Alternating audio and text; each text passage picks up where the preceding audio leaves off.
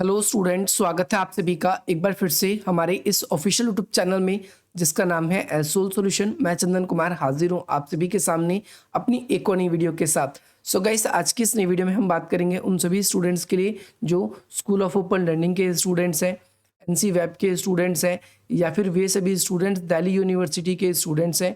उन सभी के पास में बीए प्रोग्राम का कोर्स है, फोर्थ सेमेस्टर के स्टूडेंट्स हैं, और उन सभी के पास में हिस्ट्री का सब्जेक्ट है। और हिस्ट्री के सब्जेक्ट में वे भारत का इतिहास सन 1700 से 1950 तक पढ़ रहे हैं। तो आज की नई वीडियो उन सभी के लिए इम्पॉर्टेंट है। आज हम आप सभी के इस सिलेबस की फर्स्ट वीडियो बना रहे हैं जिसमें हम फर्स्ट यूनिट को डिस्कस करेंगे। इसमें आपके 7 यूनिट दिए गए हैं, जैसा कि आप यहाँ पर देख सकते हो। 7 यूनिट्स के चैप्टर, अगर आपके पास सिलेबस नहीं है तो आप इसका स्क्रीनशॉट ले सकते हैं, जिसमें 7 के 7 यूनिट आप सभी के लिए दिखाए गए हैं। आज हम फर्स्ट यूनिट 18वीं शताब्दी का जो भारतीय समाज है इसको हम डिस्कस करेंगे किस प्रकार का था, क्योंकि यूनिट काफ़ी बड़ा है। तो इसके अंदर हम आप सभी के लिए केवल इम्पॉर्टेंट पॉइंट्स की बात करेंगे जो आपके पेपर में जब भी क्वेश्चन आएगा यहाँ से तो आपको लिखना है। तो सबसे पहली बात, तो 18वीं शताब्दी में भारतीय समाज कैसा था, आप सभी को यहाँ पर हम इस चीज़ के बारे में डिस्कस करेंगे। तो 18वीं शताब्दी का जो हमें ये इतिहास पता चलता है, ये हमें कई जगहों से पता चलता है। एक तो जो विदेशी यात्री आए, एक इससे हमें भारत का इतिहास पता चलता है। दूसरे नंबर पे अगर हम बात करें तो भारतीय बहुत सारे लेखक थे, उनके द्वारा कुछ वृत्तांत लिखे गए, उससे भी हमें इतिहास पता चलता है।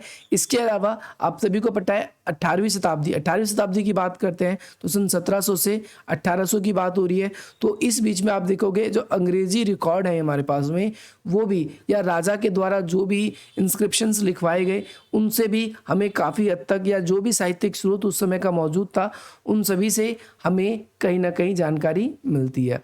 हम ये जानते हैं कि भाई सन 1707 में मुगल साम्राज्य का पतन आरंभ हो गया, क्योंकि सन 1707 में हम देखते हैं कि जैसे ही औरंगजेब की मृत्यु होती है उसके बाद से ही मुगल साम्राज्य जो है वो क्या हो जाता है, टूटना शुरू हो जाता है। तो यहाँ पर आप सभी के लिए ये लाइन एक इम्पॉर्टेंट है, आप सभी को ये याद रखना है कि भाई जो जो इसके में मुगल साम्राज्य है इसका पतन क्यों होने शुरू हो जाता है, क्योंकि यहाँ पर हम देखते हैं औरंगजेब की मृत्यु हो जाती है। औरंगजेब की मृत्यु, और औरंगजेब की मृत्यु के साथ ही हमको क्या देखने को मिलता है, मुगल साम्राज्य जो है इसका डिक्लाइन होना स्टार्ट हो जाता है। और साथ ही साथ हम ये देखते हैं कि देश के अंदर कई सारी, जो कि पूरी की पूरी पहले पूरे भारत पर मुगल साम्राज्य था, अब वो धीरे धीरे पूरा का पूरा मुगल साम्राज्य टूटकर छोटी छोटी शक्तियों में विभाजित होना शुरू हो जाता है। और इसी का लाभ अंग्रेजों ने उठाया, और इसी समय हम देखते हैं कि सन 18वीं शताब्दी जो है आपकी, इस शताब्दी में ही पहले बंगाल और फिर धीरे धीरे भारत के शेष हिस्से जो है यूरोपियंस के अधीन होने शुरू हो जाते हैं। यहाँ पर आप देखेंगे कि भाई जैसे ही मुगल साम्राज्य का पतन हुआ तो कोई बड़ी शक्ति नहीं थी, छोटी छोटी शक्तियाँ जो थी वो आपस में लगातार लड़ती झगड़ती रहती थी। और इसका जो फायदा है वो अंग्रेजों ने उठाया। उन्होंने डिवाइड एंड रूल की नीति अपनाई, उन्होंने फूट डाली हमारे आपसी राजाओं के बीच में और हम पे राज करना स्टार्ट करवा दिया। तो इस तरीके से हम एक बात कह सकते हैं कि 18वीं शताब्दी में हमें कोई भी एक बड़ी महाशक्ति दिखाई नहीं पड़ती, जिसके कारण यहाँ पर अलग अलग जो साम्राज्य थे उनका उत्पन्न होना शुरू हो गया, क्योंकि मुगल साम्राज्य का यहाँ पर पतन हो जाता है। यहाँ पर हम शक्तिशाली जो साम्राज्य थे धीरे धीरे दुर्बल होते गए, और इस वजह से हमारा जो पूरा का पूरा एक भारत था वो छोटे छोटे किस में विभाजित हो गया, साम्राज्यों में विभाजित हो गया। इसके बाद में 18वीं शताब्दी में भारतीय समाज में ज़्यादा विकास भी नहीं हुआ। आप सभी को मैं ये बताना चाहता हूँ कि भाई बहुत सारे जो ऐसे ग्रामीण इलाके थे जहाँ पर कृषि महत्वपूर्ण रूप से आर्थिक क्रियाकलाप हुआ करता था, और वो ज़्यादातर शहरी इलाकों से ज़्यादा मतलब नहीं रखा करते थे, यानी वो ग्रामीण समाज में ही रहा करते थे। तो समाज के अंदर हमें एक दूसरी बात क्या पता चली, पहली बात की समाज के अंदर हमें देखते हैं कि कोई सर्वोच्च सत्ता जो पूरे भारत पर नियंत्रण है वो नहीं थी। पहला पॉइंट आप ये बना के लिख सकते हो। दूसरी चीज़ आप इसके अंदर लिखना चाहो तो आप ये लिख सकते हो कि जो गाँव थे, गाँव ने अपने आप को शहरों से दरकिनार कर रखा था। गाँव जहाँ तक थे वो ज़्यादातर आत्मनिर्भर थे, और उन्होंने शहरों से ज़्यादा मतलब नहीं रखा था, उन्हें शहरों से ज़्यादा परवाह नहीं थी। इसी के कारण जो ग्रामीण समाज जो था वो उस समय ज़्यादा था शहरी की तुलना में। इसके बाद में हम एक चीज़ और देखते हैं कि 18वीं शताब्दी में एक खास बात ये भी थी कि यहाँ पर कोई धार्मिक सुधार नहीं हुआ 18वीं शताब्दी में। जैसा कि हमें 15वीं और 16वीं शताब्दी में बहुत सारे संत ऐसे दिखे, जिसमें अगर हम बात करें कबीर, नानक या मीरा, तो इन्होंने कई सारे धार्मिक सुधार किए थे मध्यकालीन में। लेकिन अगर हम बात करते हैं 18वीं शताब्दी में, तो 18वीं शताब्दी में कोई ऐसा धार्मिक सुधार नहीं हुआ जिसमें समाज के अंदर जो है सुधार हो। इस वजह से ध्यान रखना है आप सभी को, 18वीं शताब्दी जो है, इसे 18वीं शताब्दी को धार्मिक इतिहास में अंधकार के युग से भी जाना जाता है। क्यों? क्योंकि 15वीं शताब्दी में जो धार्मिक सुधार किए भी गए थे, तो 18वीं शताब्दी आते आते वे धार्मिक सुधार जो है वो शिथिल पड़ गए, कमजोर पड़ गए। इस वजह से हम 18वीं शताब्दी को धार्मिक इतिहास का अंधकार का युग भी कहते हैं। तीसरा पॉइंट आप सभी के लिए यहाँ पर से ये बन गया। क्यों कहते हैं ये भी मैंने आप सभी को एक्सप्लेन कर दिया। नेक्स्ट चीज आप सभी के लिए कि 18वीं शताब्दी में हिंदू समाज जो है मुख्यतः मूर्ति पूजा में विश्वास रखता था, यानी स्टैचू वर्शिप हुआ करती थी। इसके अलावा कोई अपने आप को राम भक्त कहता था, तो कोई कृष्ण भक्त कहता था। किसी की भगवान शंकर में रुचि थी, तो कोई भगवान विष्णु में, कोई माँ दुर्गा का उपासक था, तो कोई सूर्य को अपना सर्वस्व भक्ता यानी सबसे बड़ा देवता मानता था।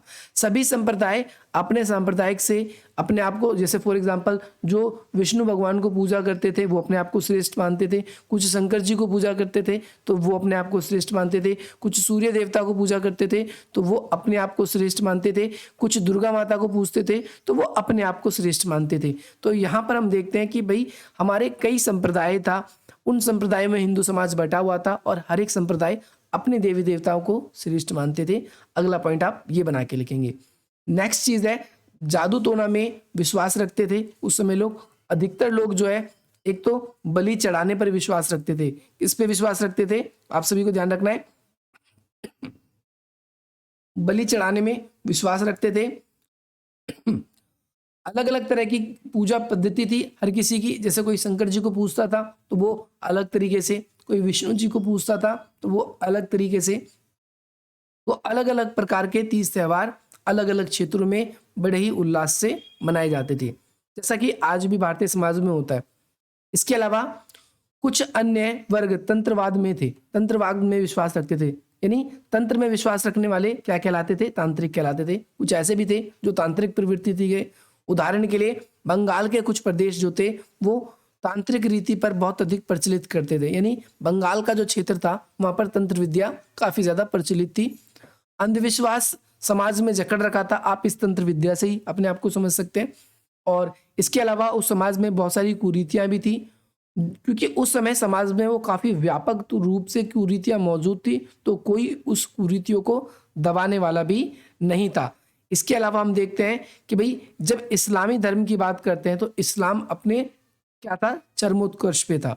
इस्लाम कैसा था, अपने चरमोत्कर्ष पे था, यानी इस्लाम धर्म जो था वो उस समय काफी तेजी से बढ़ रहा था। रीजन मैं आप लोगों को बता दूं, क्योंकि मुगल साम्राज्य का जब पतन हुआ तो छोटे छोटे कई सारे मुस्लिम साम्राज्यों का उदय हुआ, और मुस्लिम साम्राज्य का उदय होने के बाद में, क्योंकि उस समय हिंदू राजा तो बहुत ही कम बचे थे, मराठाओं का भी डिक्लाइन हो गया था, आप सभी को पता है। तो इस वजह से हम देखते हैं कि जो अंग्रेज थे, एक तो अंग्रेजों ने अपने ईसाई धर्म को फैलाया और दूसरा इस्लाम धर्म अपने चरम सीमा में था, काफी ज्यादा फैल रहा था, क्योंकि सूफी संत का काफी प्रचार हो चुका था। बहुत सारे सूफी संतों को मानते थे और इसी की वजह से, इसी के कारण अकबर जैसे शासक ने भी जो है सूफी संत को बहुत ज्यादा माना था। आप सभी को पता है शेख सलीम चिश्ती की जो दरगाह पर वो बार बार जाते थे, आप सभी को पता है, और इसी वजह से उन्होंने अपने पुत्र का नाम प्यार से सलीम भी रखा था। ये आप सभी को ध्यान रखना है। तो यहाँ पर एक बात ये भी देखोगे कि भारत के कुछ इलाके ऐसे थे जहाँ पर मुस्लिम शासकों ने काफी कट्टरता से अपना शासन किया या राजनीति में अपना नियंत्रण किया। आप ये भी कह सकते हो कि कुछ मुस्लिम शासक ऐसे थे जो कट्टरता से शासन किया करते थे, आप यहाँ पर ये भी कह सकते हो। इसके बाद में कई जगहों पर धार्मिक कट्टरवाद राज्य की वजह से विद्रोह भी हुए बहुत जगहों पर, जैसे फॉर एग्जाम्पल हम अगर पंजाब के आसपास की बात करते हैं तो यहाँ पर काफी विद्रोह हुए थे। इतिहासकारों का यह मानना है कि वास्तव में मुगल साम्राज्य के पतन के बाद, यानी जैसे मुगल साम्राज्य सन 1707 के बाद में कमजोर हुआ, तो वैसे ही एक तो राजपूत, मराठा, सिख, ये कट्टर मुसलमान सम्राट औरंगजेब द्वारा लागू किए गए जितने भी कानून थे उन सभी कानूनों का विरोध करने लगे थे। और उसी के कारण हम देखते हैं, क्योंकि औरंगजेब के द्वारा जो भी नीतियां लागू की गई थी, इस्लामिक लोग अपने आप को सोचते थे कि ये सच में हमारे लिए बहुत ज़रूरी है, परंतु ज़रूरी नहीं था। आप सभी जानते हैं कि औरंगजेब की कई नीतियां ऐसी थी जो हमारे सोसाइटी के लिए, हमारे समाज के लिए बिल्कुल ठीक नहीं थी। इसके अलावा जो 18वीं शताब्दी में भी शायद कायम रहा था, लेकिन धीरे धीरे हम देखते हैं कि उसमें भी कमी आनी स्टार्ट हो गई। इसके बाद में एक तो अकबर और दारा शिकोह कौन था? आप सभी को पता है, शाहजहां का ज्येष्ठ पुत्र का नाम दारा शिकोह था।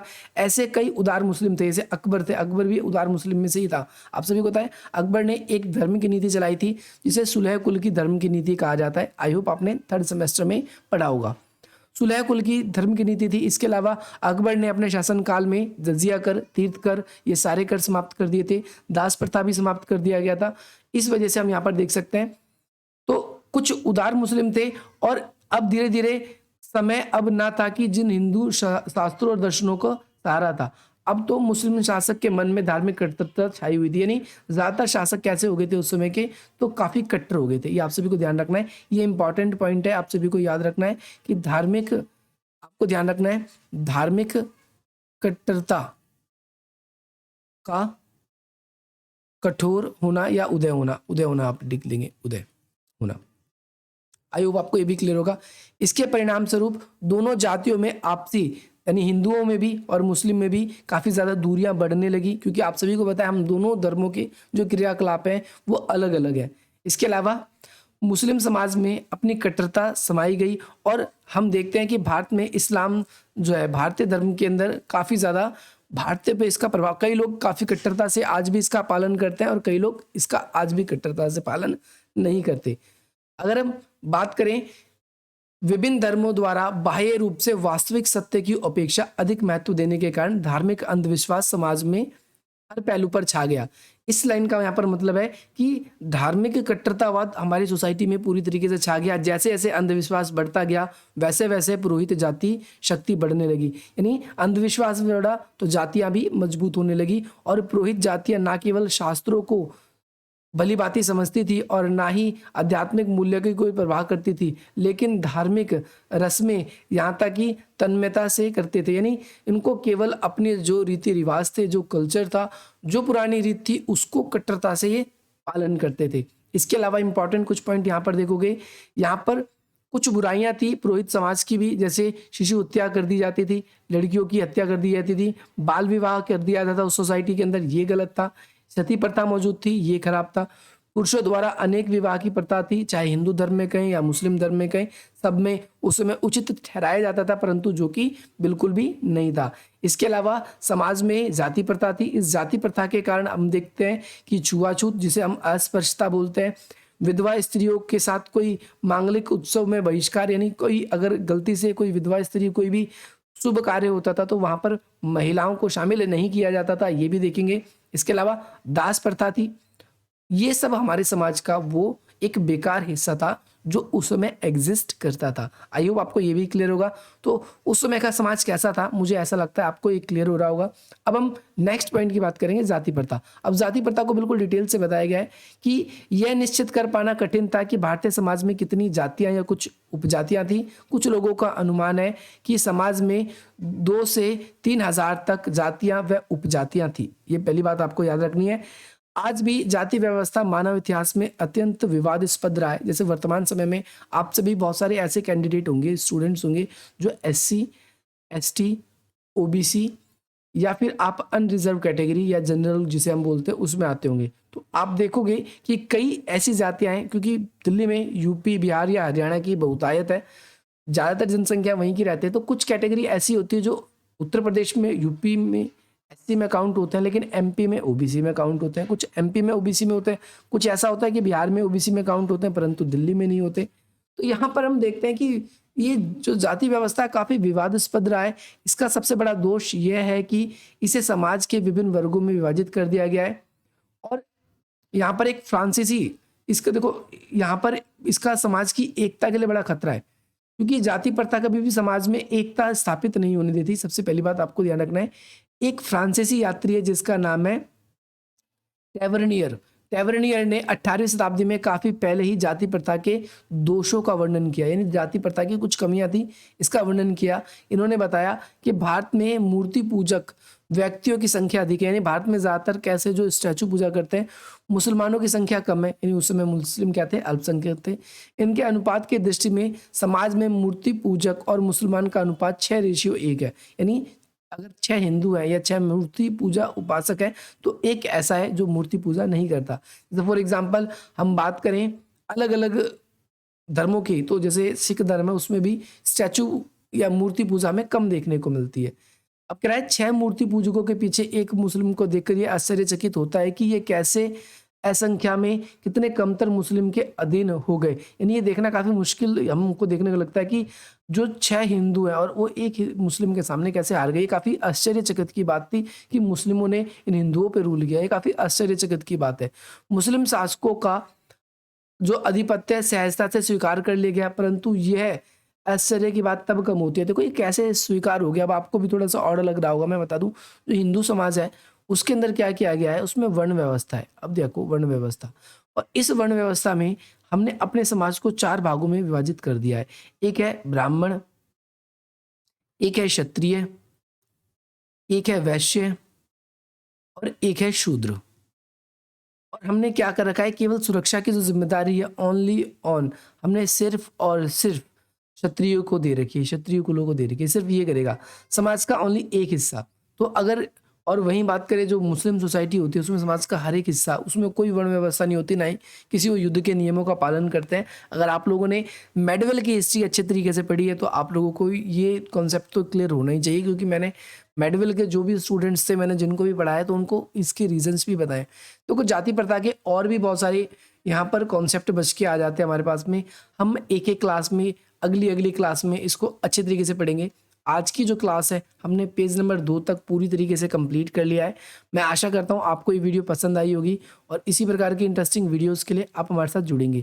बाकी डिस्क्रिप्शन बॉक्स में वेरियस लिंक दिए गए, अगर आप लोग अभी तक हमारे साथ नहीं जुड़े हैं तो आप जुड़ सकते हैं। 1200 लोग टेलीग्राम पर जुड़ चुके हैं और ये हमारा कॉन्टैक्ट नंबर है। आप हमारे साथ व्हाट्सएप पे भी कनेक्ट होना चाहे तो व्हाट्सएप पे भी कनेक्ट हो सकते हैं। बाकी मिलते हैं हम आप सभी से अपनी अगली वीडियो में। जय हिंद, जय भारत।